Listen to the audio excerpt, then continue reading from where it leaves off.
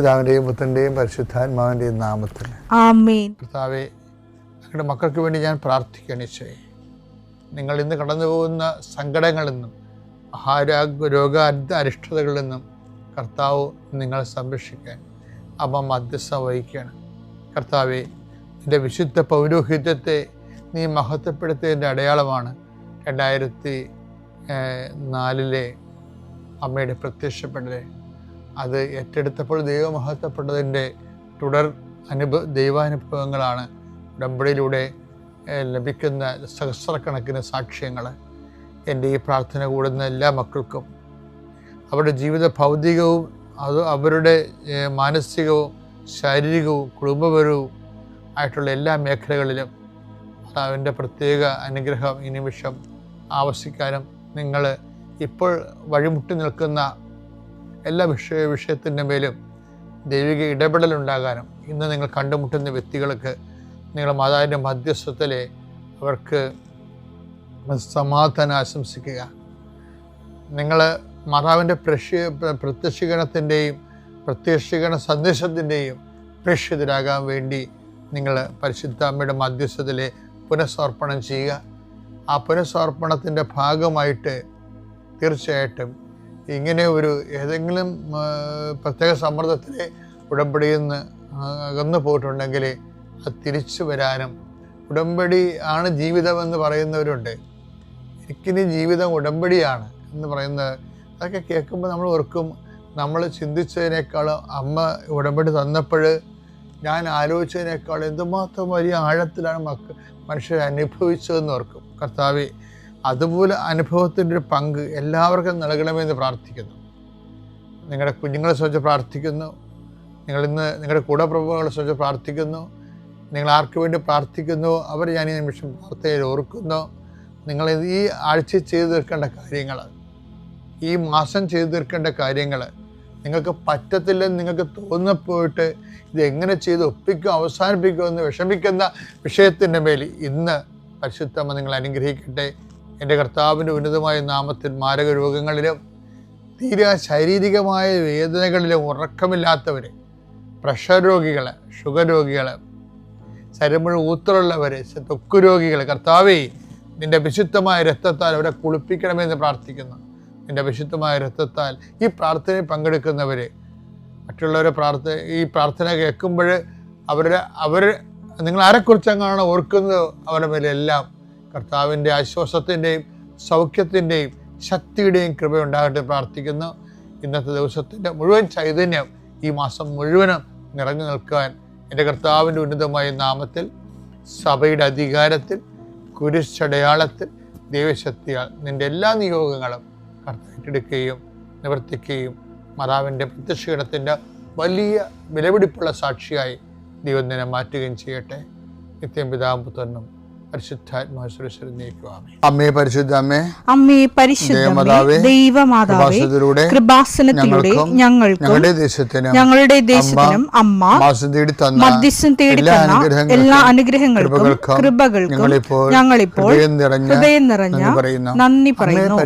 അമ്മേ പരിശുദ്ധമ്മേ ദൈവമാതാവേ, 2004 ഡിസംബർ 7 ഉച്ചകഴിഞ്ഞ് 2:30 കൃപാസനത്തിൽ സംഭവിച്ച അമ്മയുടെ പ്രത്യക്ഷപ്പെടലിനെ കുറിച്ച് തിരുസഭയ്ക്ക് സമർപ്പിച്ചിരിക്കുന്ന പഠനരേഖകളുടെ മേൽ സഭാത്മകമായ പഠനം ആരംഭിക്കുവാൻ ഞങ്ങൾ പ്രാർത്ഥിക്കുന്നു. അമ്മേ പരിശുദ്ധമേ, ഭൂസ്വർലോകങ്ങളുടെ രാജ്ഞിയായ അങ്ങേയ്ക്ക് ഭൗമസംരക്ഷണത്തിനായി പ്രപഞ്ചപ്രകൃതിയെ തന്നെ തിരുസഭ പ്രതിഷ്ഠിക്കുവാൻ ഈ പ്രത്യക്ഷീകരണം വഴി ഇടയാക്കണമേ. പരിശുദ്ധമേ, ജപമാല മാതാവേ, സകല കൃപാസനം പ്രാർത്ഥനയോടും ചേർത്ത് ഞങ്ങളിപ്പോൾ പ്രാർത്ഥിക്കുന്ന ഈ കുടുംബത്തിന്റെ പ്രത്യേക നിയോഗം പറ മക്കളെ.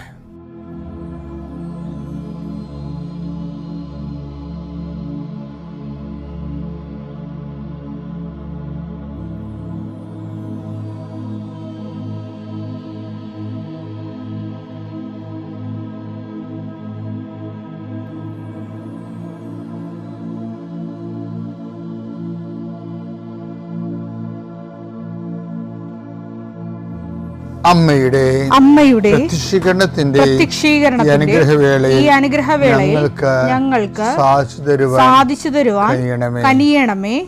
ആമേൻ. എൻ്റെ പ്രിയപ്പെട്ടവരെ, നമ്മൾ ചെറിയ നോൻപ് കാലത്തിലൂടെയാണ് പോകുന്നത് അല്ലേ? ക്രിസ്മസിന് ഒരുക്കമായിട്ട് പശ്ചാത്താപത്തിൻ്റെ ഒരു ദിവസമാണ്, പ്രായശ്ചിത്തത്തിൻ്റെ കാലമാണ്, സ്വയം വിശുദ്ധീകരിച്ച് ക്രിസ്തുവിന് വേണ്ടി ഒരുങ്ങാനുള്ള ഒരു കാലഘട്ടമാണ്. അത് മറക്കരുതേ. ഇപ്പം നിങ്ങളുടെ മനസ്സിൽ കൊണ്ടുവരാൻ ഉദ്ദേശിക്കുന്നത്, അതായത് ഇപ്പം അനുതപിച്ചാൽ നീ അനുഗ്രഹം പ്രാപിക്കും. ഇപ്പം കർത്താവിൻ്റെ വെളിപാടുകളെ അനുഗ്രഹത്തെ അനുതാപമായിട്ടാണ് കണക്ട് ചെയ്തിരിക്കുന്നത്. യേശയ്യാ 1:19 അനുസരിക്കാൻ സന്നദ്ധരെങ്കിൽ നിങ്ങൾ ഐശ്വര്യം ആസ്വദിക്കും. അതിൻ്റെ മുകളിലുള്ളതാണ് 1:18 വായിച്ച്. കർത്താവ് അരുൾ ചെയ്യുന്നു, വരുവിൻ നമുക്ക് രമ്യതപ്പെടാം. അപ്പൊ അനുതപിച്ചാൽ നിങ്ങളെ അനുഗ്രഹം പ്രാപിക്കും, ഐശ്വര്യം പ്രാപിക്കും. അപ്പൊ ബൈബിളിൽ അനുതാപത്തിനെയും അനുഗ്രഹത്തിനെയും കൂടി കൂട്ടിക്കെട്ടിരിക്കുക. അനുതാപമാവുന്ന കുതിര വലിച്ചോണ്ട് വരണ ഒരു ചരക്കാണ് അനുഗ്രഹം എന്ന് വേണേ രസമായിട്ട് പറയാം. പക്ഷെ ഒരു പ്രോബ്ലം ഉള്ളത് വെച്ച് കഴിഞ്ഞാൽ അങ്ങനെ അനുതാപം വലിച്ചോണ്ട് വരണതല്ല. കാര്യം അനുതാപം പോലും ദൈവമാണ് തരേണ്ടത്. അനുതാപം നമുക്ക് അനുഗ്രഹം നൽകുന്നു, പക്ഷെ അനുതാപം ആര് തരും? ദൈവം തരണം. അതാണ് പുതിയ നിയമത്തിൻ്റെ കാഴ്ചപ്പാട്. അനുതാപം ദൈവം നൽകുന്നു. വിജാതിയർക്ക് ദൈവം ജീവപ്രാപ്തിക്കുള്ള അനുതാപം നൽകി. നടപടി പുസ്തകം 11:18. ജീവനിലേക്ക് നയിക്കുന്ന അനുതാപം വിജാതിയർക്കും ദൈവം പ്രദാനം ചെയ്തിരിക്കുന്നു എന്ന് പറഞ്ഞുകൊണ്ട് അവർ ദൈവത്തെ മഹത്വപ്പെടുത്തി. അപ്പൊ അവിടെ അനുതാപം നൽകുന്ന ആരാണ്? ദൈവമാണ്. അനുതപിച്ചാൽ നീ അനുഗ്രഹം പ്രാപിക്കുമെന്ന് പറയണത് അനുഗ്രഹം അനുതാപത്തിൽ നിന്ന് വരുന്നുവെന്ന് പറഞ്ഞാലും ഈ അനുതാപം എവിടുന്ന് വരുന്നു? ദൈവത്തിൽ നിന്ന് വരുന്നു. ഇത് പറയുമ്പോൾ ഇതെന്താ പ്രത്യേകിച്ചിരിക്കണമെന്ന് തോന്നും. ഇതെല്ലാം അറിയാവുന്നതല്ലേ എന്ന്. പക്ഷെ നിങ്ങൾക്ക് അറിയാൻ പാലാത്ത കാര്യമാണിത്. കാര്യം എന്താണ്? ചെറിയ അണ്ണന്മാർക്ക് ഒരു അനുതാപം തോന്നത്തില്ല. ഒരു അനുതാപം തോന്നില്ല ചെറുക്ക്. എന്തെല്ലാമൊക്കെ അവര് ദൈവത്തിന് നിരക്കാത്ത കാര്യങ്ങൾ ചെയ്താലും അപ്പോൾ അവർക്ക് അനുതാപം തോന്നത്തില്ല. ചില ചില്ലറ കാര്യങ്ങൾ തന്നെ തെറ്റിപ്പോയാൽ ഭയങ്കര അനുതാപം തോന്നും. എന്താ കാര്യം? അനുതാപം ദൈവം തരണ കൊണ്ടാണ്. അനുതാപം നമുക്ക് തോന്നാത്ത എന്തുകൊണ്ടാ? നമുക്ക് അനുതാപം കിട്ടാത്ത കൊണ്ടാ, ദൈവം തരാത്തത് കൊണ്ടാ. അതുകൊണ്ടാണ് ഈ നിർമ്മലമായ ഹൃദയമെന്നെ സൃഷ്ടിക്കണമേ, ദൃഢചിത്തത എന്നെ പുനഃസ്ഥാപിക്കണമേ, ദൃഢചിത്തത എന്നെ പുനഃസ്ഥാപിക്കണമേ എന്ന് അങ്ങയുടെ തിരുസന്നിധി എന്നെ തള്ളിക്കളയരുത് എന്നൊക്കെ ദാവീദ് അനുതാപത്തിൻ്റെ സങ്കീർത്തനം പാടുന്നത് അങ്ങനെയാണ്. കാര്യം എന്താണ്? എല്ലാം ചെയ്യേണ്ടത് ദൈവത്തിൽ നിന്നാണെന്ന്. തിരുസന്നിധി നിർത്തേണ്ട ദൈവമാണ്, തള്ളിക്കളയാതിരിക്കേണ്ടത് ദൈവമാണ്, എല്ലാം ദൈവമാണ്. അപ്പം അതുകൊണ്ട് തന്നെ ദൈവ തിരുസന്നിധിയിലെ എല്ലാത്തിൻ്റെയും സോഴ്സ്, എല്ലാത്തിൻ്റെയും താക്കോല് ദൈവത്തിൻ്റെ കയ്യിലാണ്. അപ്പോൾ നമുക്ക് അനുതാപം തോന്നണില്ല എന്നുണ്ടെങ്കിൽ നിങ്ങൾ നിരന്തരമായി കർത്താവേ എനിക്ക് അനുതാപം തോന്നുന്നില്ല, എൻ്റെ ഹൃദയത്തിൽ നീ അനുതാപത്തിലേക്ക് നയിക്കണമേ. അനുതാപത്തിലേക്ക് നയിക്കണതനുസരിച്ച് കൊണ്ട് നമ്മുടെ ഹൃദയം ലളിതമാകുകയും തരളിതമാകുകയും അതിൻ്റെ കാഠിന്യം കുറഞ്ഞു വരും. ഈ കാഠിന്യം കുറഞ്ഞ ഹൃദയങ്ങളിലാണ് ദൈവത്തിന് പെട്ടെന്ന് പ്രവർത്തിക്കാൻ പറ്റുന്നതും ദൈവത്തിന് നമ്മളെ നയിക്കാൻ പറ്റുന്നതും ദൈവത്തിന് നമ്മളെ മോശമായ കാര്യങ്ങളിൽ നിന്ന് തടുക്കാൻ പറ്റണതും ദൈവത്തിന് നമ്മളെ ഇടപെടാൻ പറ്റണത്. അപ്പം എപ്പോഴും ഒരു മനുഷ്യൻ്റെ സമ്പത്ത് എന്ന് പറഞ്ഞാൽ എന്താണ്? ദൈവത്തിന് അയത്ന ലളിതമായി ഇടപെടാൻ പറ്റുന്ന ഒരു ഹൃദയമായ ഒരു വ്യക്തിയായി മാറണം. പ്രാർത്ഥിക്കാൻ, കർത്താവേ, അങ്ങക്ക് ഇടപെടാൻ പറ്റിയ ഒരു വ്യക്തിയായി എൻ്റെ ഇഷ്ടാനിഷ്ടങ്ങളുടെ അപ്പുറത്തേക്ക് അങ്ങയുടെ ഇഷ്ടം ഏറ്റെടുക്കാൻ വലിയ ഭാരം ഒന്നും കൂടാതെ ലളിതമായി അങ്ങയുടെ ഇഷ്ടം നിറവേറ്റാനും കഠിനമാണെങ്കിലും സന്തോഷത്തോടെ അത് സ്വീകരിക്കാനും ഒരുക്കപ്പെട്ട ഹൃദയം. നമുക്ക് കഴിഞ്ഞ ദിവസം കണ്ടിട്ടില്ലേ? ദൈവത്തോട് ചോദിക്കുന്നത് എന്താണ്? ഒരുക്കമുള്ളൊരു ഹൃദയം എനിക്ക് തരണമേ. സങ്കീർത്തനം 119:32. ഒരുക്കമുള്ള ഹൃദയം അങ്ങ് എനിക്ക് തരുമ്പോൾ ഞാൻ അങ്ങയുടെ പ്രമാണങ്ങളുടെ പാതയിൽ ഉത്സാഹത്തോടെ ചരിക്കും. ഇത് നിസ്സാരമല്ല കേട്ടോ, ഞാൻ പറഞ്ഞത് തന്നെ ഈ പറഞ്ഞിരിക്കണത്. അതായത് പ്രമാണങ്ങളുടെ പാതയിൽ ചരിക്കുമെന്നല്ല പറയണത്. അങ്ങയുടെ വചനത്തിൻ്റെ പാതയിൽ ഞാൻ ഉത്സാഹത്തോട് ചരിക്കും. എപ്പോഴാണ്? അങ്ങയെ ഉൾക്കൊള്ളാനും അങ്ങയുടെ വചനം സ്വീകരിക്കാനും വചനം അനുസരിക്കാനും അങ്ങയുടെ വചനത്തിൻ്റെ വഴികളിലൂടെ ജീവിതം നയിക്കപ്പെടാനും എനിക്ക് ഒരുക്കമുള്ള ഒരു ഹൃദയം നൽകുന്നതാണ് ഉത്സാഹത്തോടെ ചരിക്കാൻ സഹായിക്കുന്നത്. അപ്പം ഒരുക്കമുള്ള ഹൃദയം ആര് തരണം? ദൈവം തരണം. അപ്പം ദൈവാനുഗ്രഹം കുറയുന്നുണ്ടോ? പ്രാർത്ഥന കുറയുന്നുണ്ടോ? പശ്ചാത്താപം കുറയുന്നുണ്ടോ?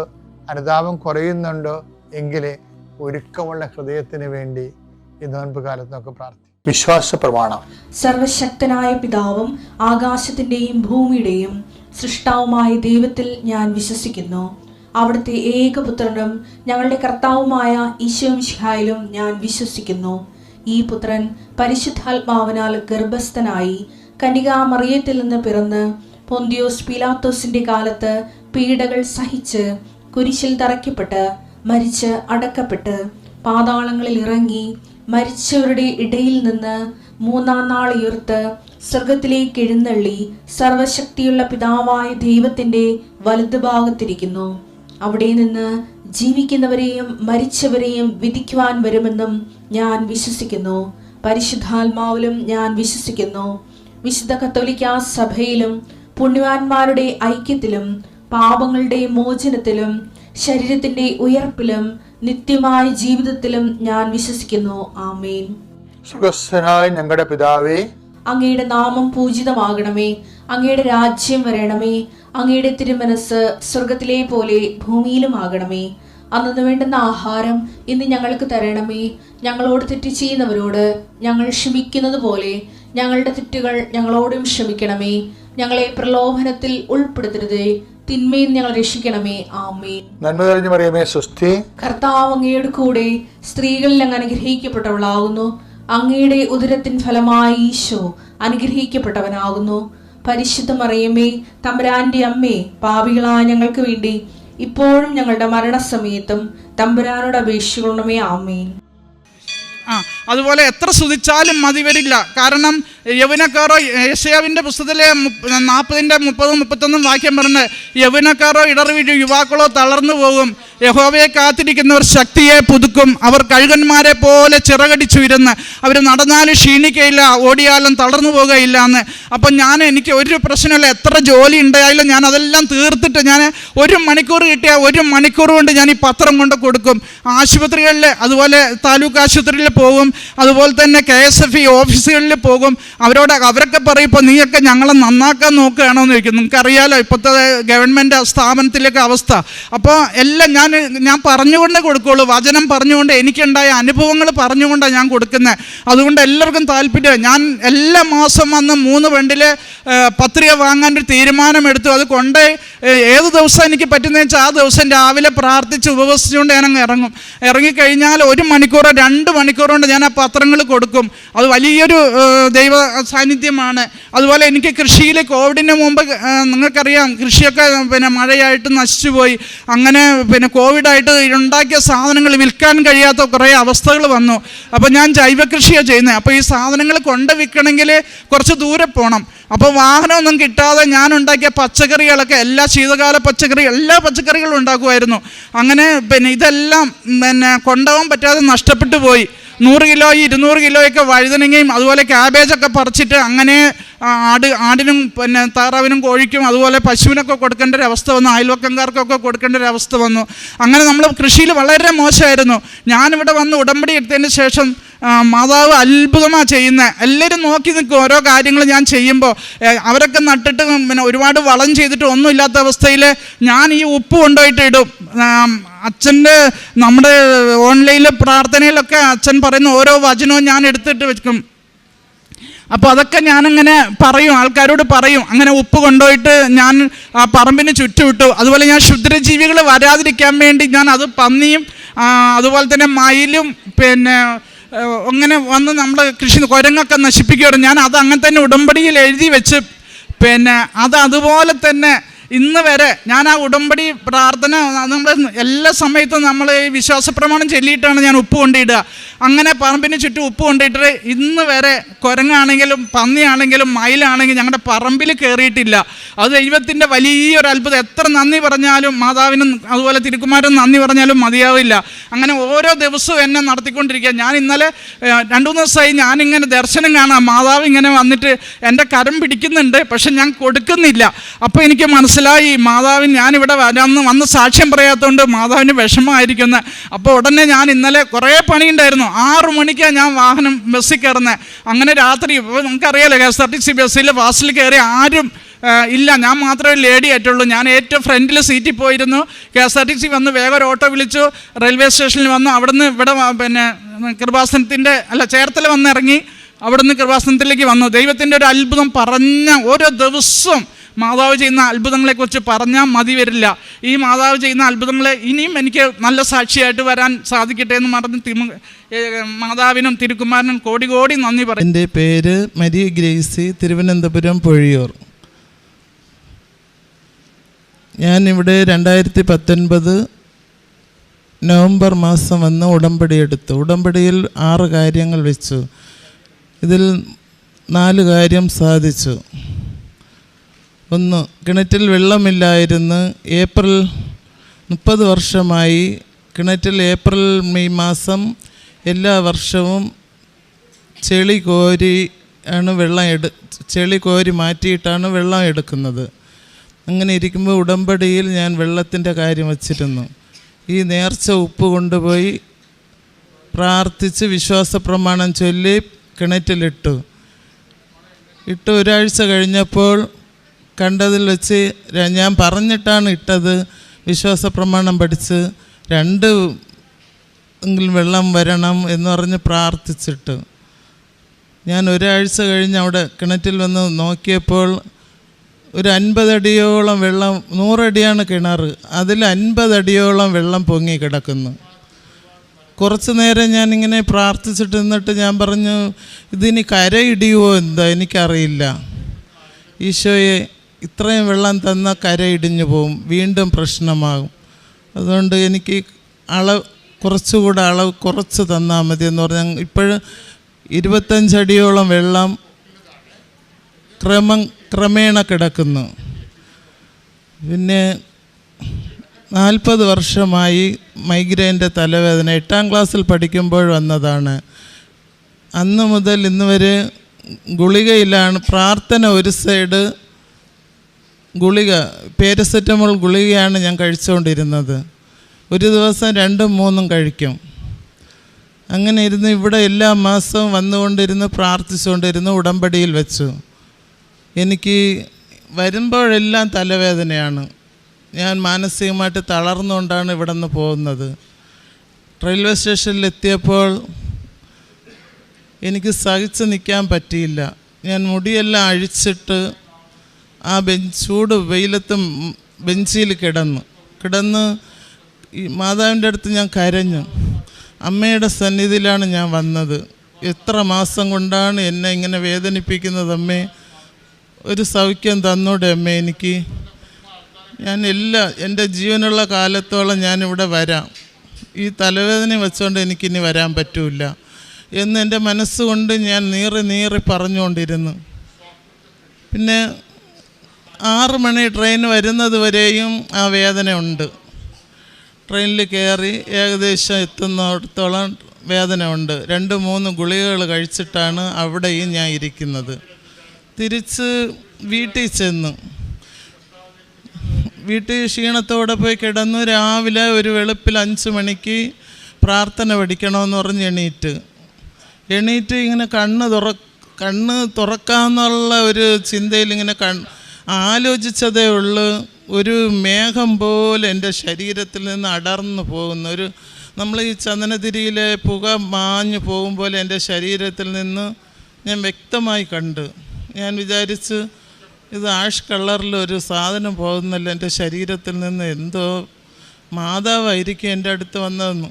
അന്ന് മുതൽ ഇന്ന് വരെ ഗുളികയും കഴിച്ചിട്ടില്ല. വാങ്ങി വെച്ച 10-200 ഗുളിക പോലെ എൻ്റെ പാരസെറ്റമോൾ ഗുളിക എൻ്റെ വീട്ടിൽ എപ്പോഴും ഉണ്ട്. ഞാൻ പോകുമ്പോൾ 10 ഗുളിക എടുത്തിടും. ആർക്കെങ്കിലും വേദന വന്നാലും കൊടുക്കാം, എനിക്കും കഴിക്കാമെന്നുള്ളതിൽ.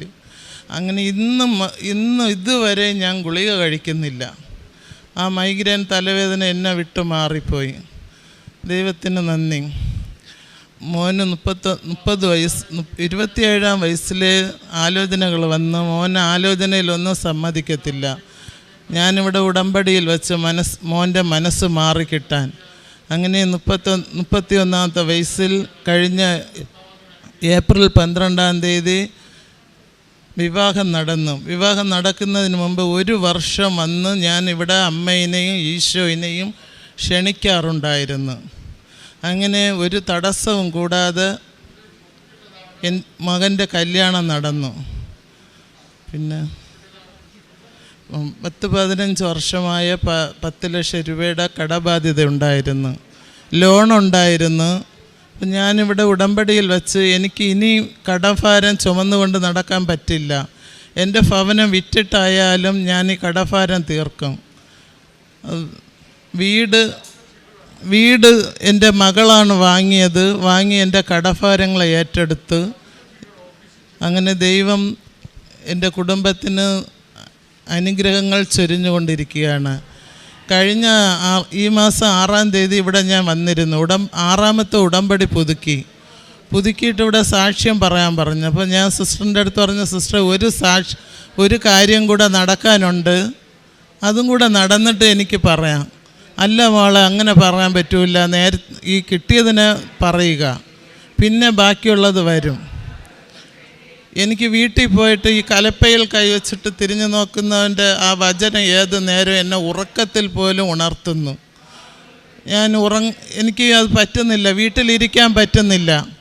ഞാൻ പിന്നെ തീരുമാനിച്ചു സാക്ഷ്യം പറയാം. ഒരു ആൻറ്റിയുടെ അടുത്ത് എൻ്റെ വേദന പറഞ്ഞപ്പോൾ ആൻറ്റി പറഞ്ഞ് സാക്ഷ്യം പറഞ്ഞിട്ട് നമുക്ക് ബാക്കി കാര്യം. അങ്ങനെ സാക്ഷ്യം പറയാൻ വന്നു. ദിവ്യബലിയുടെ പകുതിയോളം എത്തിയപ്പോൾ മകൾ വിളിച്ചു പറയുന്ന ആ കാര്യം, ബെഹ്റിലെ മോക്ക് നേഴ്സിംഗ് ജോലിയാണ്, അതിൽ ലൈസൻസ് വേണം. 3 പ്രാവശ്യം എഴുതി തോറ്റുപോയി. ഇന്ന് ഈ സമയം ഉച്ചയ്ക്ക് കുർബാന നടന്നുകൊണ്ടിരിക്കുന്ന രാവിലെ മോള് വിളിച്ച് പറയുന്നു, ഫോട്ടോ സഹിതം അയച്ചു തന്നിട്ട് പറയുന്നു, അമ്മ ഞാൻ പാസ്സായി, അമ്മ സാക്ഷ്യം പറയണം. ഇനോ ജോസഫ്, ഞാൻ മാവേലിക്കരയിൽ നിന്ന് വരുന്നു. ഞാനൊരു ഓർത്തഡോക്സ് സഭ വിശ്വാസിയാണ്. അതുകൊണ്ട് തന്നെ ഞങ്ങൾക്ക് ജപമാലയൊന്നും ഇല്ല. പക്ഷേ ഞാൻ പഠിച്ചതൊക്കെ മഠത്തിൽ സിസ്റ്റർ അമ്മമാരുടെ കൂടെയാണ്. അതുകൊണ്ട് എനിക്ക് അന്നേരമാണ് ഞാൻ ജപമാല പഠിക്കാനും ചൊല്ലാനും ഒക്കെ തുടങ്ങിയത്. അതുമൂലം തന്നെ എനിക്ക് ഒരുപാട് അനുഗ്രഹം ഉണ്ടായിട്ടുണ്ട്. അതിനുശേഷം ഞാൻ ബോംബെയിൽ ജോലിക്ക് പോയ സമയത്ത് 2019 എൻ്റെ ഒരു കൂട്ടുകാരി വരികയാണ്. അവളിങ്ങനെ അവളുടെ കയ്യിലൊരു പത്രം ഇരിക്കുന്നത് കണ്ടപ്പം ഞാൻ ചോദിച്ചു, ഇത് ഏത് പത്രമാണെന്ന്. അപ്പം അവൾ പറഞ്ഞു, കൃപാസനത്തിലെ പത്രമാണ് ചേച്ചി എന്ന് പറഞ്ഞു. അപ്പം ഞാൻ ചോദിച്ചു, എടാ എനിക്കൊരു പത്രം തരും. അപ്പം അത് ചേച്ചി എൻ്റെ കയ്യിൽ ഒരെണ്ണേ ഉള്ളൂ, ചേച്ചി ഒരു പേപ്പർ, അങ്ങനെ അതിൽ നിന്ന് എനിക്കൊരു പേപ്പർ തന്നു. അപ്പം ഞാൻ അതിനകത്ത് സാക്ഷ്യങ്ങളും അതെല്ലാം വായിച്ചു. അത് കഴിഞ്ഞ് അവളോട് ഞാൻ ചോദിച്ചു എന്താണ് ഉടമ്പടി, കാരണം ഉടമ്പടി എന്താണെന്ന് എനിക്ക് അറിയില്ലായിരുന്നു. അപ്പോൾ പറഞ്ഞു, ചേച്ചി അത് അവിടെ പോയി ചേച്ചി എടുക്കണം, ഇവിടെ നിന്ന് എനിക്ക് പറഞ്ഞു തരാൻ അറിയില്ല, ചേച്ചി ഒരു ദിവസം അവിടെ പോകും, ചേച്ചിയെ മാതാവ് ഒരിക്കലും അവിടെ കൊണ്ടുപോകുമെന്ന് പറഞ്ഞു. ഞാൻ പറഞ്ഞു ഓക്കെ എന്ന് പറഞ്ഞു. അപ്പം ഞാൻ ചോദിച്ചു എന്തെങ്കിലും പ്രെയറോ അങ്ങനെ എന്തെങ്കിലും ഉണ്ടോ എന്ന് ചോദിച്ചു. അപ്പോൾ പറഞ്ഞു, ചേച്ചി 5:30 വെളുപ്പിനെ എഴുന്നേറ്റ് പ്രത്യക്ഷീകരണ പ്രാർത്ഥനയുണ്ട്, അത് കൈ വിരിച്ച് മുട്ടുകുത്തി മെഴുകുതിരി കത്തിച്ച് പ്രാർത്ഥിക്കണമെന്ന് പറഞ്ഞു. വൈകുന്നേരം ഈവനിങ്ങിൽ സായാഹ്ന പ്രാർത്ഥന 3 പ്രാർത്ഥനയായിട്ടുണ്ടെന്ന് പറഞ്ഞു. ഞാൻ പറഞ്ഞു ഓക്കെ, അത് ഞാൻ ചൊല്ലിക്കൊള്ളാം, ചേച്ചി ഇപ്പോൾ തൽക്കാലം അത് ചൊല്ല് എന്ന് പറഞ്ഞു. ഞാൻ രാവിലെ 5:30 തൊട്ട് അന്ന് മുതൽ ഉടമ്പടി എടുത്തിട്ടില്ല, പക്ഷേ അന്ന് മുതൽ ഞാൻ 5:30 ചിലപ്പോൾ എഴുന്നേക്കാൻ ഭയങ്കര മടിയുള്ളൊരു വ്യക്തിയാണ് ഞാൻ. പക്ഷേ 5:30 തൊട്ട് അന്ന് ഞാൻ എഴുന്നേറ്റ് പ്രാർത്ഥിക്കാൻ തുടങ്ങും. പക്ഷേ അന്ന് മെഴുകുതിരി ഒന്നും കത്തിക്കാൻ ഞങ്ങൾക്ക് അലൗഡ് അല്ലാത്തതുകൊണ്ട് ഞാൻ മൊബൈലിൽ മെഴുകുതിരിയുടെ ഒരു ആപ്പുണ്ട്, അത് കത്തിച്ച് വെച്ചിട്ടാണ് പ്രാർത്ഥിക്കുന്നത്. അത് കഴിഞ്ഞ് എനിക്ക് ഒരുപാട് ആഗ്രഹമായിരുന്നു വെളിനാട്ടിലൊരു ജോലി ചെയ്യണം, കാരണം കടബാധ്യത ഉണ്ട്, അതൊക്കെ ഒന്ന് മാറ്റണമെങ്കിൽ അവിടെ നിന്ന് ജോലി ചെയ്യാൻ പറ്റില്ല.